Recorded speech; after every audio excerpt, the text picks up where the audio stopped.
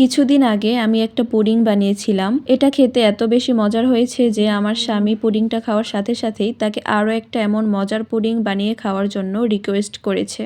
আর আমি এই পুডিংটা একটু অন্যরকমভাবে বানিয়েছি, সবাই যেভাবে বানায় তার থেকে ভিন্ন রেসিপিতে। আর সত্যি পুডিংটা মাশাআল্লাহ ভীষণ মজার ছিল, দেখেই কিন্তু বোঝা যাচ্ছে। তো এটা বেশ কিছুদিন আগের ভিডিও, এতদিন সময়ের অভাবে আপনাদের সাথে শেয়ার করা হয়নি, এজন্য আমি দুঃখিত। তো চলুন ভিডিওটা শুরু করা যাক, আশা করছি আপনাদের ভালো লাগবে। প্রথমেই আমি ক্যারামেল বানিয়ে নিব, এজন্য একটা কড়াইতে আমি চিনি দিয়ে দিলাম। আমি একটা গোল চামচের 2 চামচ চিনি দিয়েছি। এবার কিছুটা পানি দিয়ে চুলার আঁচ মিডিয়াম হিটে রেখে এটাকে জাল করে নিব এবং একটা পারফেক্ট কালার হয়ে এলে এটাকে গরম অবস্থায় নামিয়ে যেই বাটিতে পুডিং বানাবো তার মধ্যে ঢেলে সেট করে নিব। পুডিং বানানোর জন্য এখানে 2টা ডিম, দুধের সর আর দুধ নিয়েছি। আমি অনেকটা দুধ একসাথে জাল করেছি আর এই দুধের সর দিয়ে আমি পুডিং বানাবো, এতে পুডিংটা খেতে অনেক বেশি মজার হয়। ডিমের সাথে টেস্ট অনুযায়ী চিনি দিয়ে দিব। আমি এখানে কোনো উপকরণ মেপে দেইনি, আমি সবকিছুই আন্দাজ মতো দিয়েছি। একটা কাঁটা চামচের সাহায্যে ডিম আর চিনি কিছুক্ষণ নেড়ে চেড়ে মিশিয়ে নিয়ে এরপর এর মধ্যে দিয়ে দিব দুধের সর। এবার এগুলোকে ভালোভাবে মিশিয়ে নিতে হবে।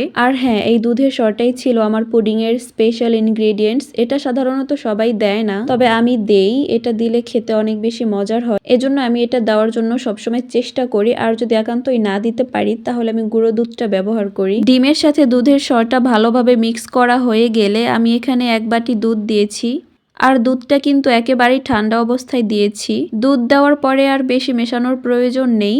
তো এই তো আমার পুডিংয়ের মিশ্রণটা একেবারেই রেডি। এবার যেই বাটিতে ক্যারামেল সেট করে রেখেছিলাম সেই বাটির মধ্যে ঢেলে দিব আর ঢাকনা দিয়ে ভালোভাবে ঢেকে দিব।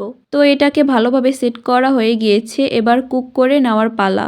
চুলায় একটা হাঁড়িতে আমি আগে থেকেই পানি গরম করে নিয়েছি, তার মধ্যে একটা কিচেন টাওয়াল দিয়ে পুডিংয়ের বাটিটা তার উপরে বসিয়ে দিব। এবার ঢাকনা দিয়ে ভালোভাবে ঢেকে ঢাকনায় যে ছিদ্রটা থাকে সেটা একটা কাগজের সাহায্যে আটকে দিতে হবে, যেন ভেতরের তাপটা বাইরে না আসে। মিডিয়াম হিটে 30 থেকে 40 মিনিট কুক করে নিতে হবে। ফিরে আসছি পরদিন সকালে। আমি পুডিংটা ঠান্ডা করে সারা রাত ফ্রিজে রেখে দিয়েছিলাম। এই যে দেখতেই পাচ্ছেন পুডিংটা একদম ভালোভাবে জমে গিয়েছে আর খুব সুন্দর একটা কালার এসেছে। পুডিং এর জন্য এই কালারটাই পারফেক্ট। ক্যারামেলটা যদি আর একটু কড়া কালার করা হতো তাহলে কিন্তু খেতে একটু তেতো লাগতো। যাই হোক, পুডিংটা খেতে অনেক বেশি মজার হয়েছে। আমার হাজবেন্ড তো অনেক বেশি প্রশংসা করেছে। আর পুডিং খেতে আমার বেশ ভালোই লাগে। আপনাদের কাছে পুডিং খেতে কেমন লাগে আর আমার রেসিপিটা কেমন লাগলো অবশ্যই কমেন্ট করে জানাবেন।